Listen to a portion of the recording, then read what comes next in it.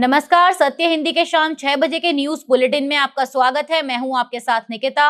आप इस बुलेटिन को सत्य हिंदी के ऐप पर भी देख सकते हैं। बुलेटिन की शुरुआत करने से पहले एक नजर 5 बड़ी खबरों की हेडलाइंस पर। अमेरिकी राष्ट्रपति ट्रंप ने की ईरान के नेताओं की तारीफ, बताया मजबूत और स्वाभिमानी। मोदी जी चाहते हैं हमारे देश के युवा रील्स बनाते रहें, सवाल ना पूछें, राहुल गांधी। कांग्रेस ने बताया सोमवार को इंडिया गठबंधन की बैठक में 23 राजनीतिक दल होंगे शामिल। कॉकरोच जनता पार्टी के अभिजीत तिपके ने सरकार को फिर दिया 7 दिनों का अल्टीमेटम। अमेरिका में फर्जी पिज्जा डिलीवरी ऑर्डर देकर भारतीय युवक की हत्या, कोई सुराग नहीं। अमेरिकी राष्ट्रपति डोनाल्ड ट्रंप ने कहा है कि ईरान अभी तक युद्ध समाप्त करने के लिए किसी समझौते पर सहमत नहीं हुआ, क्योंकि उसके नेता मजबूत और स्वाभिमानी हैं। हालांकि उन्होंने यह भी कहा कि तेहरान को आखिरकार बातचीत की मेज पर आना ही होगा। एनबीसी न्यूज से बातचीत में ट्रंप ने कहा कि ईरान का नेतृत्व मौजूदा हालात को स्वीकार करने में कठिनाई महसूस कर रहा है। यह बयान ऐसे समय आया है जब अमेरिका ईरान संघर्ष चौथे महीने में प्रवेश कर चुका है। दोनों देशों के बीच युद्ध विराम लागू है, लेकिन होर्मुज जलडमरू मध्य के आसपास हालिया हमलों ने तनाव को फिर बढ़ा दिया। शांति वार्ता में अब भी कई मुद्दों पर गतिरोध बना हुआ है। अमेरिकी सेंट्रल कमांड यानी सेंटकॉम ने कहा है कि मिडिल ईस्ट में तैनात अमेरिकी सुरक्षा बलों ने रविवार को 2 ईरानी ड्रोन गिराए हैं। सेंटकॉम ने एक्स पर लिखा कि आज मिडिल ईस्ट में तैनात अमेरिकी बलों ने ईरान के एक तरफा हमला करने वाले 2 ड्रोन गिराए। ये ड्रोन होर्मुज जलडमरू मध्य में अंतर्राष्ट्रीय समुद्री यातायात के लिए खतरा बन रहे थे।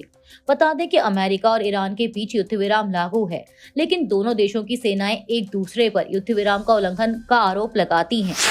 कांग्रेस नेता राहुल गांधी ने रविवार को सीबीएसई की ऑन स्क्रीन मार्किंग सिस्टम यानी ओएसएम टेंडर प्रक्रिया में कथित गड़बड़ियों का खुलासा करने वाले 18 वर्षीय छात्र सार्थक सिद्धांत और उनके साथी निसर्ग अधिकारी की सराहना की। राहुल गांधी ने कहा कि इन दोनों युवाओं ने वह काम कर दिखाया जो बड़े मीडिया संस्थान और जांच एजेंसियां भी नहीं कर सकी। एक्स पर साझा किए गए वीडियो में राहुल गांधी ने कहा कि सार्थक 18 साल का है, पर सोच, साहस और सिद्धांत में किसी से कम नहीं। उसने और उसके साथी निसर्ग ने वो कर दिखाया जो देश के बड़े मीडिया हाउस खोजी पत्रकार नहीं कर पाए। सीपीएससी और सीओईएमपीटी की मिलीभगत को देश के सामने रख दिया। मोदी जी चाहते हैं हमारे युवा रील्स बनाते रहें, पकौड़े तलते रहें, सवाल ना पूछें, आंखें ना खोलें, पर इन बच्चों ने सवाल भी पूछे और जवाब भी ढूंढ निकाले।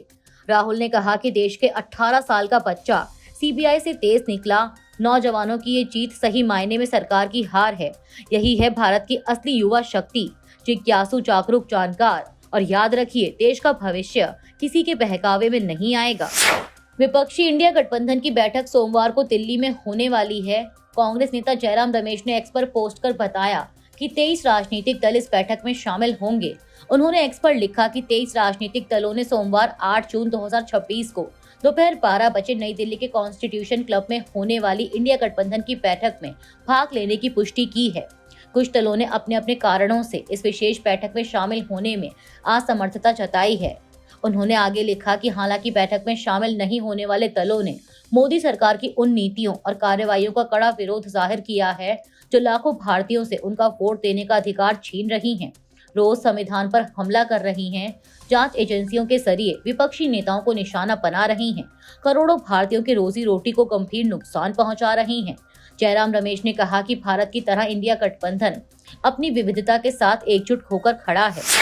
कॉकरोच जनता पार्टी के संस्थापक अभिजीत तिपके ने कहा है कि केंद्रीय शिक्षा मंत्री धर्मेंद्र प्रधान ने एक पूरी पीढ़ी के साथ अन्याय किया है।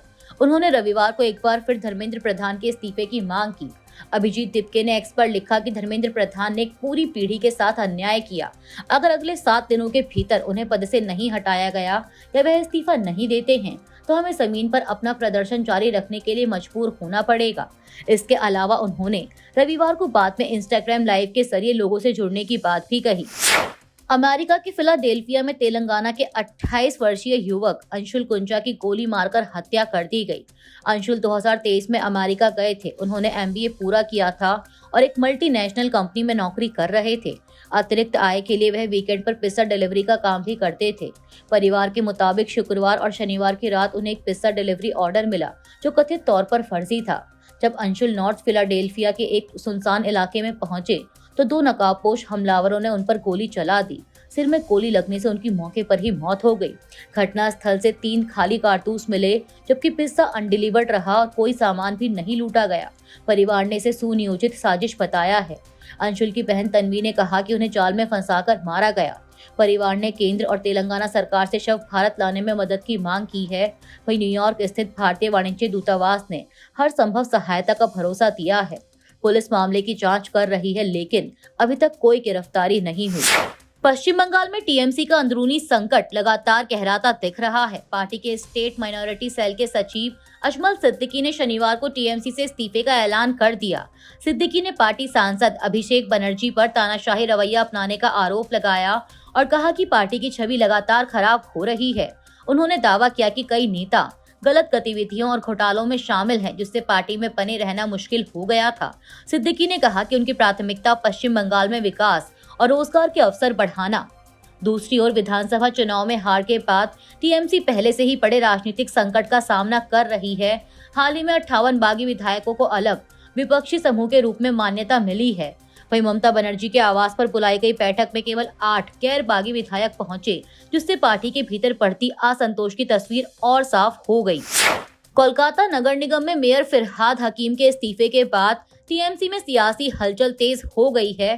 पार्टी प्रमुख ममता बनर्जी ने शनिवार शाम अपने आवास पर टीएमसी पार्षदों की अहम बैठक बुलाई है। माना जा रहा है कि इस बैठक में नए मेयर के नाम पर चर्चा हो सकती है।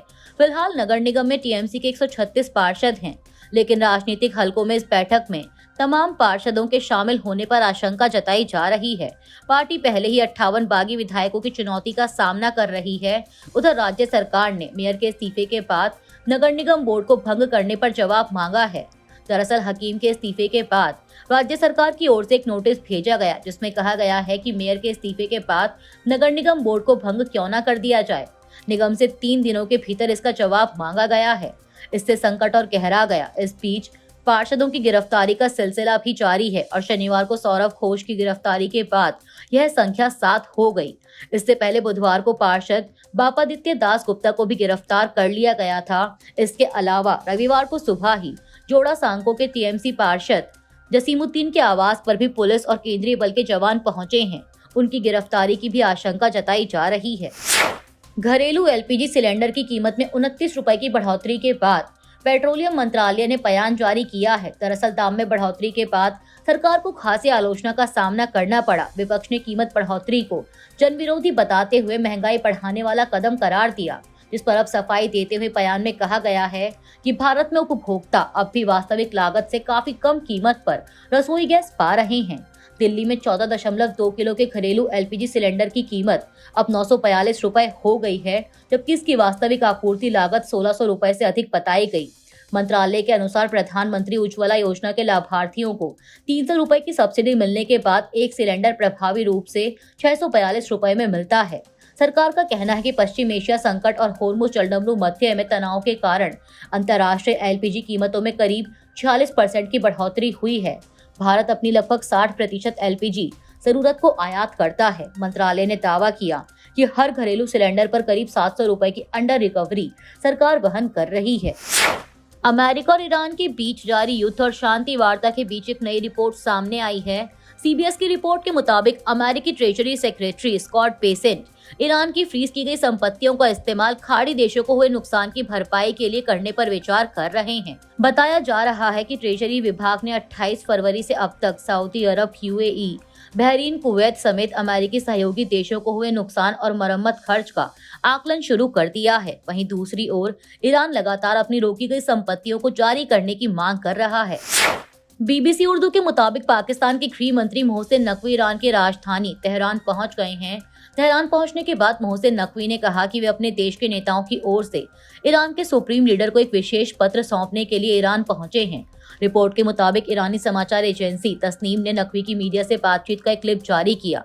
मोहसिन नकवी ने कहा कि मैं यहाँ फील्ड मार्शल आसिम मुनीर की ओर से आयतुल्लाह मुश्तबा खामेनेई को एक विशेष पत्र और प्रधानमंत्री शहबाज शरीफ का संदेश देने आया हूँ। उनका कहना है कि वह मुश्तबा खामेनेई के लिए जो पत्र और संदेश लेकर आए हैं वह वर्तमान स्थिति के बारे में है। बता दें कि बीते कुछ हफ्तों में नकवी का यह तीसरा ईरान दौरा है। उन्होंने शनिवार रात को अपने ईरानी समकक्ष इस्कंदर मोमेनी से मुलाकात की। दरअसल पाकिस्तान ईरान और अमेरिका वार्ता में मध्यस्थ की भूमिका निभा रहा है। तेलंगाना के मुख्यमंत्री रेवंत रेड्डी के एक बयान ने नया राजनीतिक विवाद खड़ा कर दिया है। बेंगलुरु में कार्यक्रम के दौरान रेड्डी ने दावा किया कि Hyderabad disaster response and asset protection agency यानी हाइड्रा का नाम एडोल्फ हिटलर से प्रेरित है। उन्होंने कहा कि हाइड्रा हिटलर का पसंदीदा शब्द था और इसी से प्रेरणा लेकर एजेंसी का नाम रखा गया। हालांकि इतिहासकारों ने इस दावे को तथ्यहीन बताया और कहा कि हिटलर तथा हाइड्रा के बीच किसी संबंध का कोई ऐतिहासिक प्रमाण नहीं है। बयान सामने आते ही बीजेपी और पीआरएस ने कांग्रेस पर निशाना साधा। बीजेपी प्रवक्ता शहजाद पूनावाला ने इसे कांग्रेस की तानाशाही सोच बताया और राहुल गांधी से कार्रवाई की मांग की। पूनावाला ने रेड्डी के उत्तर दक्षिण क्षेत्रीय असमानता वाले बयान पर भी हमला बोला और उन पर देश को बांटने वाली राजनीति करने का आरोप लगाया। पश्चिम बंगाल के कमरहाटी में टीएमसी के वरिष्ठ विधायक मदन मित्रा को शनिवार रात स्थानीय लोगों के विरोध का सामना करना पड़ा। एरिया दहा इलाके के दौरे के दौरान प्रदर्शनकारियों ने कथित तौर पर उनकी गाड़ी पर अंडे फेंके। हंगामे के बाद उन्हें वहां से लौटना पड़ा।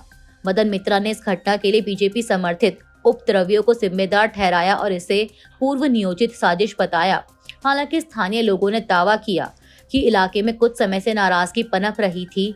विरोध प्रदर्शन कथित तौर पर कमरहाटी के वार्ड नंबर 14 के पार्षद के घर के बाहर शुरू हुआ, जहां ऑटो रिक्शा और ई रिक्शा चालक सालों से कट मनी के तौर पर दिए गए पैसे की वापसी की मांग को लेकर जमा हुए थे। प्रदर्शनकारियों ने स्थानीय नेताओं पर अवैध वसूली का आरोप लगाया और राज्य में राजनीतिक सत्ता परिवर्तन के बाद जवाबदेही की मांग की। हाल के दिनों में पश्चिम बंगाल में टीएमसी नेताओं के खिलाफ ऐसे विरोध बढ़े हैं। इससे पहले टीएमसी महासचिव अभिषेक बनर्जी को भी सोनारपुर में विरोध का सामना करना पड़ा था। राजनीतिक हलकों में से चुनाव के बाद टीएमसी नेतृत्व के खिलाफ बढ़ते जन आक्रोश के रूप में देखा जा रहा है। अभी के लिए इस बुलेटिन में सिर्फ इतना ही। रात 8 बजे फिर हाजिर होंगे तमाम देश दुनिया की बड़ी खबरों के साथ। तब तक के लिए देखते रहिए सत्य हिंदी। नमस्कार।